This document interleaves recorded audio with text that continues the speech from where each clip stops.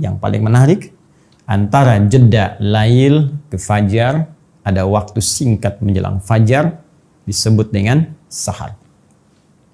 Jamaknya ashar. Asharun. Ya, ini jamaknya. Jadi ini bentuk tunggalnya saharun. Ingat, jangan salah baca ya. Ini ada sihrun, ada saharun. Itu beda. Ya, ini disebut dengan saharun, jamaknya asharun. Kita kembalikan ke sini. Sahar adalah waktu singkat menjelang fajar. Batas antara lail dan fajar. Tadi saya tuliskan kisaran 15 sampai 30 menit lah. Kurang lebih demikian. Baik. Aktivitas yang dikerjakan di waktu sahar disebut dengan sahur namanya. Ya, aktivitasnya disebut apa? Sahur. Nah. Jelas? Baik, jadi ketika Nabi dalam hadis sahih mengatakan tasahharu fa inna fis sahuri barakah. Silahkan makan di waktu sahar. Demikian cara menerjemahkannya. Ya. Makanlah kalian di waktu sahar. Ya, di waktu sahar. Nah, sehingga dipopulerkan makan sahur, makan sahur, makan sahur. Sahur gitu ya. Nah, sahur itu artinya makan yang ditunaikan di waktu sahar. Kalau Anda bisa kerjakan makan di waktu sahar ini, maka kata Nabi, fa inna fis sahuri barakah. Anda bisa mendapatkan berkah. Kita tulis dengan bahasa Arabnya barakah. Ini redaksi hadisnya. Fa inna fis sahuri barakah.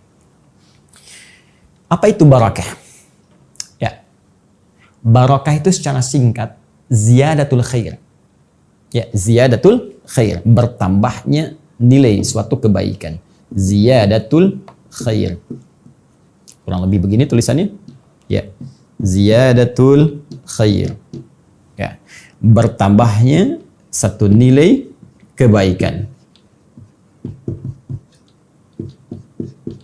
Nilai positif. Contoh, maaf, pakaian ini berkah. Ketika pakaian ini memiliki nilai-nilai kebaikan yang bertambah. Bisa dipakai ibadah, dipakai mengerjakan yang baik-baik, kan?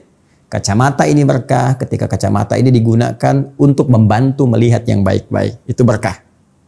Harta itu berkah ketika harta mampu dikelola dan digunakan untuk bisa mendapati yang baik-baik. Itu berkah namanya. Nah, sedikit tapi berkah. Sedikit terlihatnya tapi manfaatnya banyak. Itu berkah namanya. Di sini Nabi katakan ada makan yang berkah. Ada yang makan di waktu sahar yang saat dikerjakan akan menambah nilai-nilai kebaikan yang mampu kita kerjakan. Nah, apa rahasia di balik kebaikan itu? Mari kita gali beberapa bagian menurut paparan di antara para ulama-ulama kita. Satu, dari aspek fisik. Ya. Lebih tepatnya aspek kekuatan fisik. Orang yang makan di waktu sahar yang disebut dengan sahur itu, ya misal kisaran 15 sampai 30 menit sebelum azan berlangsung, sebelum waktu fajar tiba, itu dari segi kekuatan fisik akan lebih kuat dia bisa menahan lapar dan haus. Ya? Karena lebih kecil durasinya sampai ke maghrib dibandingkan dengan orang yang makan di waktu lebih awal dibandingkan waktu sahar. Jadi kalau ada orang makan jam 3 misalnya, 03, ya 03, 00. Jadi kalau mengacu pada konteks penamaan ini secara bahasa dan rumus Nabi, sebetulnya kalau waktunya jam 3, fajarnya jam 4.35, ini belum bisa disebut makan sahur. Ini disebut makan lail namanya. Makan malam-malam. Ya. Jadi kalau ada dari masjid jam 3 bilang sahur, sahur, Anda bisa bilang belum. Tapi mungkin bukan itu. Maksudnya mengingatkan dari masjid. Ayo cepat siap-siap mau sahur di waktu sahar. Ya. Nah, kita hitung sekarang. Anda makan jam 3. Maghrib misalnya sekarang jam 17.50. Tuh. Berapa jam bisa menahan lapar ke sini? Ya? 14 jam 50 menit. Kalau kita mau fair kemudian tinggal dikurangi saja. Cukup lama kita tahan. Tapi kalau Anda jadikan jam 3, makan jam 4 misalnya. Naik 1 jam. Atau 4.10 misalnya. Anda tinggal kurangi saja. Maka durasi untuk menahan lapar itu Dan durasi untuk mengumpulkan tenaga dalam tubuh kita itu semakin pendek waktunya berbanding dengan terbalik semakin kuat tenaga kita, karena aktivitas yang kita tempuh disuplai dengan tenaga yang cukup dengan waktu yang cukup singkat dibanding sebelumnya. Maka energi itu yang bisa kita gunakan untuk banyak beribadah. Baca Qurannya enak, zikirnya enak, risetnya enak, kan? Beraktivitasnya enak. Tapi kalau lebih dini Anda makannya, maka energi kita akan banyak terkuras. Mikir sesuatu terkuras, berjalan terkuras. Kalau sudah banyak terkuras, maka persamaannya energi banyak keluar, lemah keadaan fisik kita.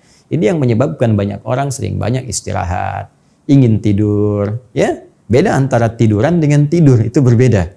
Tiduran mungkin singkat, 5 menit itu tiduran, tapi 50 menit itu tidur namanya. Saya mau tiduran dulu, tapi 1 jam tidur namanya itu. Jelas ya? Nah ini yang ingin saya tekankan. Satu ini. Yang kedua teman-teman, keberkahannya, nilai kebaikannya ada pada satu rahasia besar. Yang langsung diisyaratkan dalam Al-Quran, bahkan dikuatkan oleh Nabi SAW. Bahwa waktu sahar ini, waktu yang sangat istimewa dan waktu yang sangat mustajab untuk dikabulkannya doa.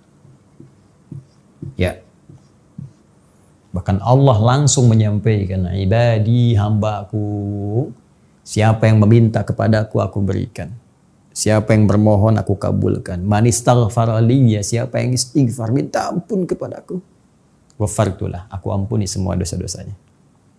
Maka tidak ada yang paling indah ketika Anda makan misalnya, ya, Anda makan jam 4, 15 menit cukuplah paling lama, jangan banyak ngobrol-ngobrol. Waktu sahur bukan untuk diskusi. Okay? Anda selesaikan makannya 15 menit, ada sisa 15 menit sebelum fajar.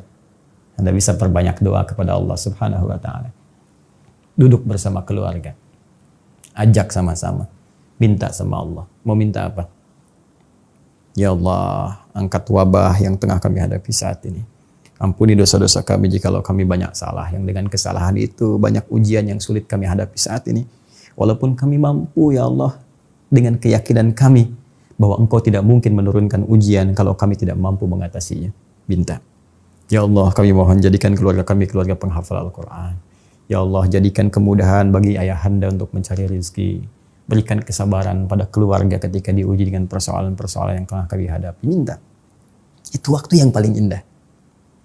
Nah, jika ada satu tawaran 15 menit atau kurang dari itu, kemudian Anda diberikan kesempatan memohon dan saat itu akan dikabulkan.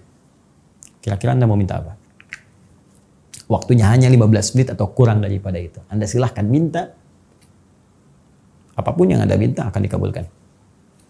Ini mirip, Anda diberi waktu 15 menit, kasih uang nih, 10 miliar. Mau beli apa aja silahkan. Hah? Saya yakin semua akan sibuk ingin mencari ini, mencari itu. Ada yang pengen minta dunia, pengen minta ini, minta akhirat, minta surga. Tapi ada satu yang diajarkan oleh Al-Quran. Jika Anda mampu mengamalkan ini, maka kedahsyatan akan Allah turunkan dengan memberikan semua apa yang Anda butuhkan, sekaligus mengampuni dosa-dosa yang pernah Anda kerjakan. Keberkahan itu, kebaikan itu bisa ditemukan rumusnya di Quran surah ke-51 Adz-Dzariyat ayat 18. Di sini langsung Allah sampaikan wabil ashari hum yastaghfirun. Wabil ashari, dan saat tiba waktu-waktu sahar itu. Ashar tadi saya sampaikan jama' dari kata sahar. Kenapa Allah ingin sebutkan ashar? Seakan-akan Allah ingin berikan kesempatan, kalau sahar hari ini nggak dapat, besok dapat. Besok nggak dapat, besoknya lagi dapat. Demikian saya bentangkan, kata Allah, banyak setiap hari sebelum datang fajar kesempatan untuk Anda lakukan. Dengan amalan yang Anda kerjakan pada saat itu, anugerah bisa diberikan begitu melimpah. Apa diantaranya? Hum yastaghfirun. Kata Allah, mereka banyak istighfar. Istighfar, istighfar, istighfar. Allahu Akbar. Jadi kalau tadi hadis kutsinya mengatakan mau minta dikabulkan, ya, mau mohon diberikan. Tapi kalau ada istighfar langsung diampuni. Kalau ada 3 pilihan ini disampaikan pada kita, kita mau ambil yang mana? Mau minta, ya kan? Diberikan, mohon dikabulkan, atau kita beristighfar diampuni. Maka rumus cerdasnya kata para ulama, pilih bagian ketiga, minta istighfar. Karena Al-Quran pun mengarahkan kepada bagian ini. Kenapa? Karena orang istighfar itu, kalau sudah istighfar, dosanya diampuni, kosong dari semua dosa, maka mudah tersambung dia kepada Allah Subhanahu wa Ta'ala, sehingga belum minta pun berpotensi dikabulkan oleh Allah Subhanahu wa Ta'ala. Karena itu orang-orang dulu jika punya hajat, keinginan kepada Allah, banyak di antara mereka yang membiasakan istighfar. Astagfirullah, astagfirullah, astagfirullah, astagfirullah. Bahkan pernah saya kisahkan pada Anda, kisah tentang seorang tukang roti yang sering istighfar itu. Anda bisa cek kembali dalam ceramah-ceramah yang pernah saya sampaikan. Dengan rajinnya istighfar, dia katakan, tidak pernah ada doa yang saya mohonkan kepada Allah, kecuali selalu dikabulkan oleh Allah Subhanahu wa Ta'ala. Karena itulah, orang ahli istighfar, dosanya cepat diampuni oleh Allah, terjaga dari semua kesalahan dan dosa. Allah menjaganya dengan cara yang baik tentunya. Kemudian yang kedua, ini yang paling menarik, orang rajin istighfar, oleh Allah cepat dikabulkan doa-doanya. Dan yang ketiga, orang rajin istighfar akan disejajarkan oleh Allah dengan orang-orang sabar, orang-orang khusyuk dalam salat, orang-orang rajin infak, dan orang-orang yang jujur dalam kehidupannya, dan mereka ditempatkan dalam surga yang selevel. Itu ditemukan di Quran surah ketiga ayat ke-17. Ya, as-sabirina, dan orang-orang sabar itu. As-sadiqina, orang-orang jujur itu. Ya, kalimatnya perhatikan, as-sabirina, was-sadiqina, wal-qanitina, dan orang-orang yang khusyuk dalam salatnya itu. Wal-munfiqina, dan orang-orang yang rajin infak, dermawan. Masya Allah, orang sabar, orang jujur, orang khusyuk dalam ibadah salatnya, orang dermawan. Yang kelima, wal mustaghfirina bil ashar, dan orang yang rajin istighfar ketika waktu sahar itu tiba. Jika ada tawaran diberikan kepada Anda, bukan sekedar makan, doa dikabulkan, dosa-dosa kemudian diampuni, dijaga oleh Allah. Tapi penjagaan ini bukan maksum. Kalau maksum sifatnya Nabi SAW. Ya, para Nabi maksum, tidak mungkin berbuat salah karena ada penjagaan Allah. Kalau kita diampuni dosa, oleh Allah diarahkan untuk berbuat nilai-nilai kebaikan. Ada penjagaan dari Allah Subhanahu wa Ta'ala, ada malaikat yang ditempatkan oleh Allah untuk mengawasi tindakan kita, membisikkan kalau ada kesalahan-kesalahan mungkin berpotensi kita kerjakan. Dan yang terakhir, dikumpulkan oleh Allah di surga bersama 4 golongan terbaik.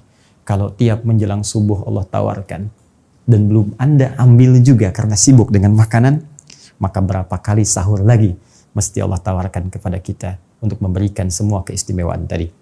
Sekarang sudah hari yang ke-7, ada peluang besok di yang ke-8, ada peluangnya lagi di yang ke-9, tapi kita tidak mengerti dan tidak mengetahui di hari keberapa kita akan berpulang kepada Allah Subhanahu wa Ta'ala. Karena itu saya memberikan saran bagi saya dan kita semua, kalau ada peluang esok kita bangun, diberikan kesempatan untuk hidup, manfaatkan waktu sehari ini sebagai pemberian dari Allah untuk kebaikan kita dunia dan akhirat. Subhanakallahumma wa bihamdika asyhadu an la ilaha illa anta astaghfiruka wa atubu ilaik wa akhiru da'wana alhamdulillahi rabbil alamin. Assalamualaikum warahmatullahi wabarakatuh. Allah